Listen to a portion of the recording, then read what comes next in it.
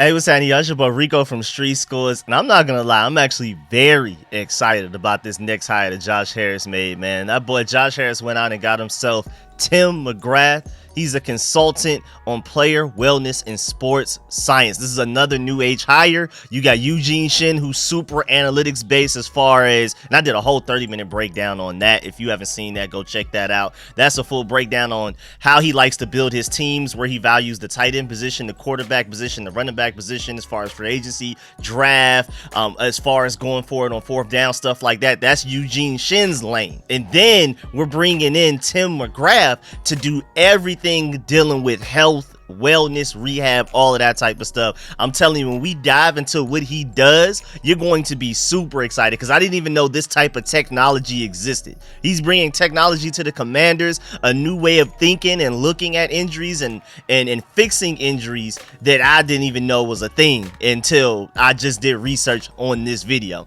So before we dive into all of that, make sure you stiff arm the like button, stiff arm the subscription button, and stiff arm the bell next to that subscription button so you get notification each and every time I release an informative and opinionated video just like this one, man. Y'all know I have so many video ideas that I'm working on. I'm trying to get GM candidates, head coach candidates, all that type of stuff. I started to talk about the whole Wizards and Capitals moving to Virginia. I have so many videos, but something like this that's breaking news just moves everything further back. And so I'm trying to knock this video out right now by, like, hopefully before 2 p.m. It's 1:23 p.m. as I'm recording, so that I could put another video out probably around like 9 or 10. I'm trying to cram 2 videos in a day type of thing, because it's just so much to talk about. So man, I'm super excited. I'm probably gonna come out with a video tomorrow on how bad we truly were against the Miami Dolphins. It's more so gonna be like a therapy session, and let's just laugh with each other, let's laugh at each other type of thing. Don't take the stats too seriously. We're literally just gonna reflect on how bad the Commanders have been. So be on the lookout for that video tomorrow. And also, man, channel members, I'm working on those exclusive videos for y'all as well. But before we get to all of that extra content, let's get to this video here. And without further ado, let's go ahead and get to it. Let's get it. He's our quarterback for the 5-10 years, and I truly believe that.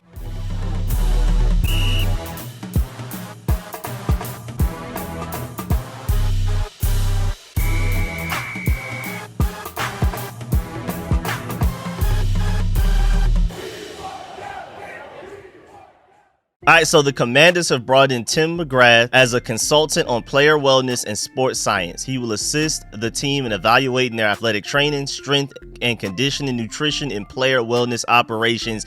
That sounds way better than what we were dealing with other buddy that got raided by the DEA. We're going to talk about that a little later, but I just felt like I need to throw that in there right now. This is a really interesting guy, man. McGrath is the clinical research director for Pitch Ready, which is a company that he founded. It's a company that specializes in pre-injury reduction strategies and return to sport testing. His expertise on this will be a point of emphasis as he's supporting the Commanders' operations. I'm very happy to have him. It sounds like Josh Harris one step at a time with Eugene Shin. Now Tim McGrath is turning this dinosaur of a franchise, this ancient barbaric organization, into a futuristic utopia. We're about to be ahead of the curve when it comes to all kinds of things. I'm super excited, because I'm pretty sure this is not just the end of that. I'm really excited about, once Ron Rivera and everybody's gone, we clean house there. I'm pretty sure we're going to bring in a really forward-thinking, progressive GM, and then he's going to bring in a forward-thinking, progressive head coach, hopefully an offensive-minded type of guy, and then they're going to bring in the offensive coordinator, defensive coordinator, all that type of stuff. We'll see if Eric Bieniemy survives, but I'm just super excited about where this team is headed. Am I expecting us to be Super Bowl contenders by next year? No, but I feel like we're building this thing the right way from the inside out, starting with the front office. That's going to lead to the coaching staff being great. That's going to lead to the players being great, hopefully. And I think we're going to become one of those really respectable organizations that's always in it. Like the Ravens, like the Bills have been, like the Chiefs have been, like the Jaguars are now, and things like that. It's just, I want to be one of those teams, man. I mean, the Cowboys, as much as we laugh at them and how they don't win any playoff games, they're always somewhat relevant. And I think how the front office is built has a lot to do with that. And just even let's tip a cap to Eugene Shin, because I did a whole breakdown on Eugene Shin and how he's had several stops in the NFL before coming to the Commanders. And remember, I talked about how the Dolphins the Ravens and the Jaguars, he helped build those teams to become what they are today. He helped them with a lot of analytical models that even the Ravens admitted that they still use even since Eugene Shin's been gone. And I'm just now noticing that the Dolphins are the number 1 seed in the AFC East. The Ravens are the number 1 seed in the AFC North, and the Jaguars are the number 1 seed in the AFC South. Now, granted, you got to give a lot of people credit. You got to give Tua Tagovailoa, Mike Daniels, Tyreek Hill, and a lot of guys credit for the Dolphins. You got to give Lamar Jackson and Harbaugh and a lot of other guys credit for what the Ravens are doing. You got to give Trevor Lawrence and their whole staff credit for what the Jaguars are doing. But I don't think it's a coincidence that Eugene Shin, his 3 stops in the NFL, all of those teams happen to be number 1 seeds right now based on the blueprint he gave them as like a core and a base. You start with this, and then from there you do what you need to do from there. But we need to change this core. We need to change the exact nucleus that you build this organization from and things like that. So, hey, man, I'm telling you, that just got me excited. I know that doesn't have much to do with Tim McGrath, but it just proves my point that this forward-thinking mode that we're going into, that Josh Harris wants to be very analytical, very technology-based, very innovative and things like that, is proven fruitful for, at the very least, Eugene Shin on his end. Let's see how Tim McGrath can do for us, man. I'm super excited, though, because owner Josh Harris has said multiple times that analytics and sports science can give the team an edge. On the analytics side, he recently hired Eugene Shin as Senior VP of Football Strategy. So there you go. That's the exact title of Eugene Shin. I always forget the exact title that he has. Senior Vice President of Football Strategy. And again, I did a full over 30-minute breakdown on what that exactly means. So if you want to go check that out, go check that out if you haven't yet. Tim McGrath, though, let's go ahead and dive into him. First of all, he is a PhD in APA Sports and Exercise Physiotherapist, APA Musculoskeletal physiotherapist, and APA Research physiotherapist. That boy ain't playing with y'all. Tim is a sports physiotherapist with nearly 20 years professional practice and professional sports experience since graduating in 2002. In the last 12 months alone, Tim has provided clinical consultancy over 28 professional teams with the following competitions: National Basketball Association in America, Major League Rugby in America as well, the Australian Football League in Australia, National Rugby League in Australia, Super Rugby and Super W Rugby in Australia, A-League in Australia, World Rugby in Australia, and the NHL in America. This guy is pretty much everywhere when it comes to anything aggressive and violent. When it comes to rugby, football, and hockey, this guy is your guy. All of the sports that probably have the where you expect injuries to occur the most, just because of the simply just violent nature of those sports. Like, at the core, these sports are just the most violent sports, at least out of professional sports wise. I'm pretty sure there's some more violent sports out there that somebody might bring up in the comment section, but I'm talking about, we're saying American football, rugby, and hockey. That's about as violent as it gets. And this guy is built to basically reduce your injuries and but most importantly prevent, which we talked about earlier. We're also going to dive into that even further. But I mean, we've come a long way from having to fire our head trainer Ryan Vermillion after a DEA drug raid. That was back in like August 2022, man. His house and his work office were raided by the U.S. Drug Enforcement Agency all the way actually back in, what was it, October 2021. My fault, actually. That's just like the stuff we've been dealing with. I know we want Ron Rivera gone, but if you think about it from Ron Rivera's point of view, all of the stuff he's had to deal with since he's been here, that's just ridiculous, dog.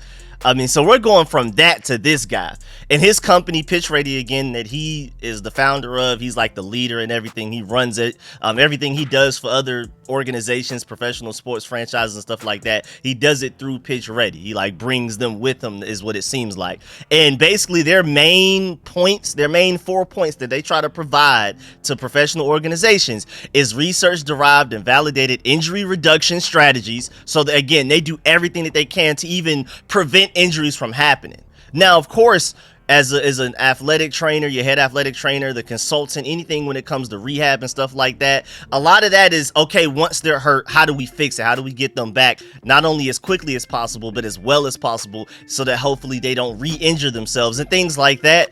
But I love the fact that this guy is preaching, and his whole thing is, let's reduce the chances of you getting hurt in the first place. I love that. Also, cutting edge data analysis. You know, Josh Harris heard that and was like, that's my guy. guy right there. Maximize rehabilitation efficiency. So I love that as well. Not only does it work, but let's be efficient. Let's see how quickly, but also how well we can do it at the same time. You know, the speed in which somebody comes back and how well they come back, how strong they are, if whatever they broke, hurt, tore, whatever, comes back better than it ever was before. And then, of course, the quicker you can get them back, the better, because, you know, it's a sport. We're competing. You prefer your best players to be out there and available. Also, feedback on appropriate, safe return to sport. So not only are they doing their best to get you back so that you can play as soon as possible as a player, but also they're going to be very realistic, and they're not going to rush you back, it sounds like, to kind of force it to, like, man, we need this guy by this time because we're trying to make the playoffs. No, it sounds like Tim McGrath is going to be like, nah, bro, he's not ready type of thing. And I love that. I need as much honesty as possible so that we don't increase the chances of somebody re-injuring that exact injury or making the injury even worse moving forward and them just basically never recovering.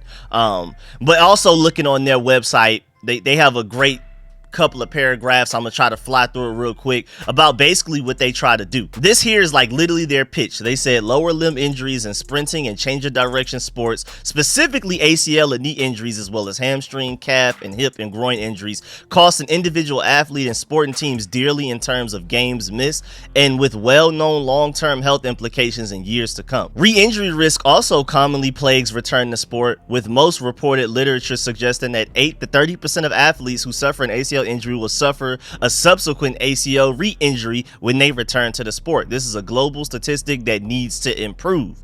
Like most things in life, prevention is better than the cure. My mom's always preached that to me since raising me. It's way easier to prevent than to cure or fix something. I love that mentality from Tim McGrath. That's probably my favorite thing about him. We're focused on prevention more than anything else. But time is often scarce and needs to be utilized in the most efficient manner possible. We can't be everywhere at once. There's no way we could just perfectly make sure to keep every single individual on the team in a bubble. So we got to do what we got to do to get the best out of everybody. Each individual is also different. I love the fact that he acknowledges that. And this needs to be accounted for in the programming. When returning from an injury, simply surviving rehab is not a good indicator of progress, nor re-injury risk. And I love that as well. We're not trying to survive rehab. We're trying to dominate and win rehab. I love that right there as well. But everything about this guy, I love it. And then he even provides an example of an ACL injury situation. Tim himself said, quote, an injury scenario generally occurs within around 40 milliseconds of ground contact, which is an extraordinarily short period of time. So basically ACL injuries typically happen within 40 milliseconds after you hit the ground.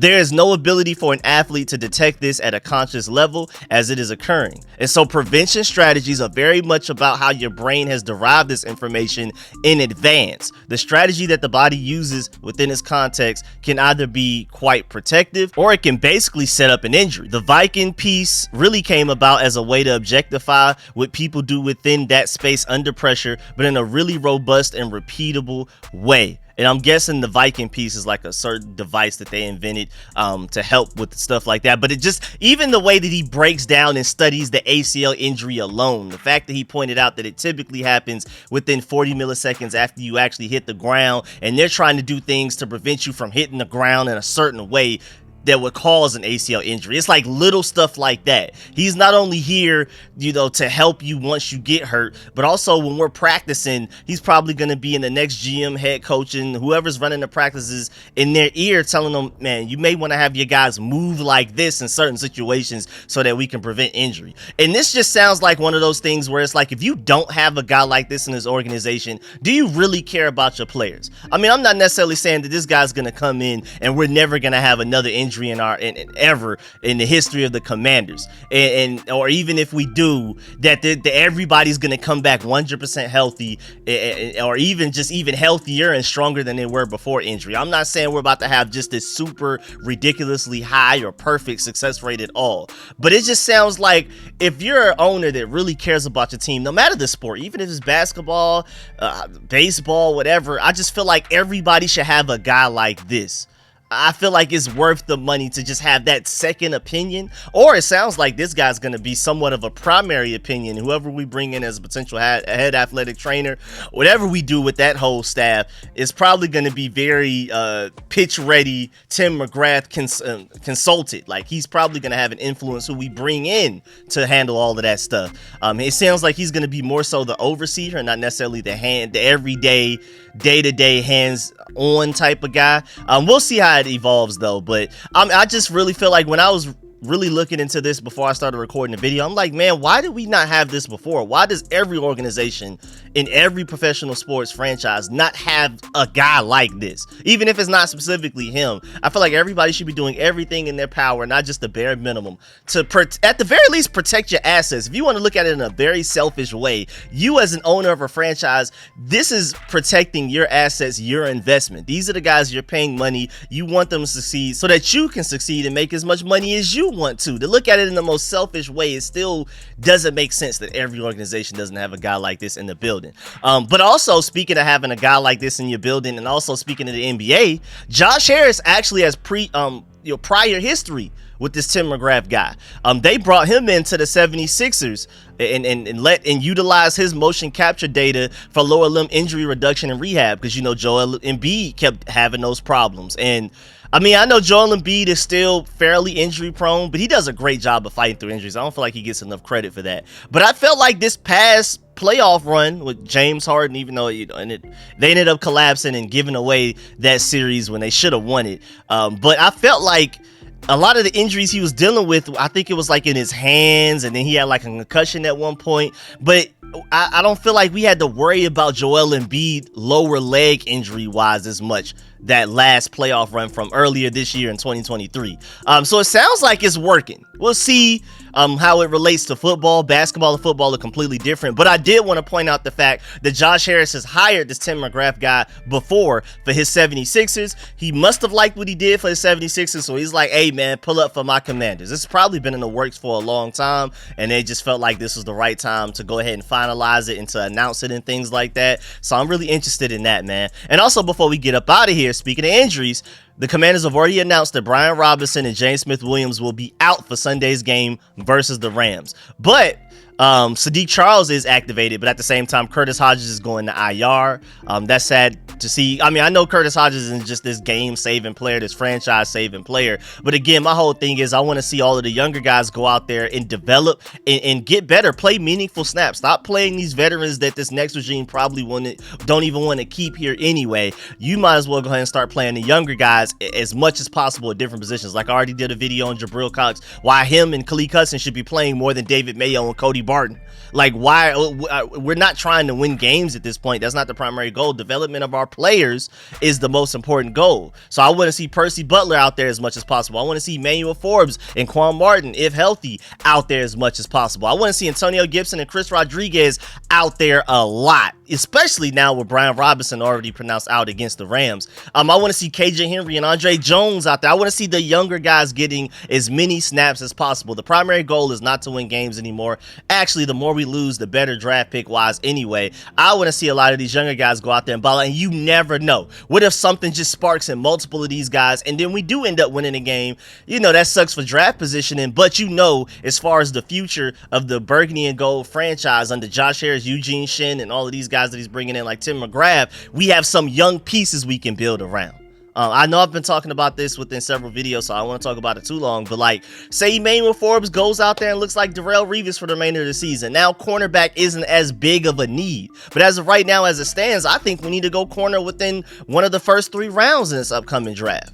And so I just want to give guys like Emmanuel Forbes an opportunity, most notably Sam Howell. These last 4 games, I want to see him out there developing and get him better. I mean, not necessarily, his is a different situation because we don't have like a veteran in front of them that could take away playing time. It's not like there's any risk of Jacoby Brissett starting over Sam Howell, but still, I want to see Sam Howell out there getting better, developing, but most importantly, auditioning for the next franchise, the next regime for this franchise, and showing them, hey man, you may end up with a top 4 pick, maybe even a number 3 or a number 2 pick, but spend that on building around me rather than spending it on replacing me.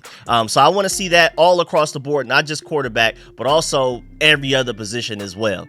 And I'm really interested in seeing with Sadiq Charles coming back, are they going to immediately start him over Chris Paul? I'm really intrigued to see how that's going to work for this upcoming game. Sadiq Charles hasn't played in a few weeks. We'll see how that goes. But yeah, man, that's the end of this video. Please get in the comment section. Let me know how you feel about everything discussed in this video. Please leave a like on this video. Stiff arm that like button. Stiff arm the subscription button. Stiff arm the bell next to that subscription button. And let me know how you feel about everything discussed in this video. Are you as excited about Tim McGrath as I am? Or do you feel like this is just another name that we're bringing in that's not going to have a big impact? I'm pretty excited. Of course, he may not be as important as a Eugene Shin, but again, I just feel like this is one of those things where why doesn't every organization, why doesn't every owner in every professional sport not have a guy like a Tim McGrath in the organization? I just don't understand it. I feel like it's a basic necessity to do whatever it takes to protect, at the very least in a selfish way, your assets that you invested in and pay for and all of that type of stuff.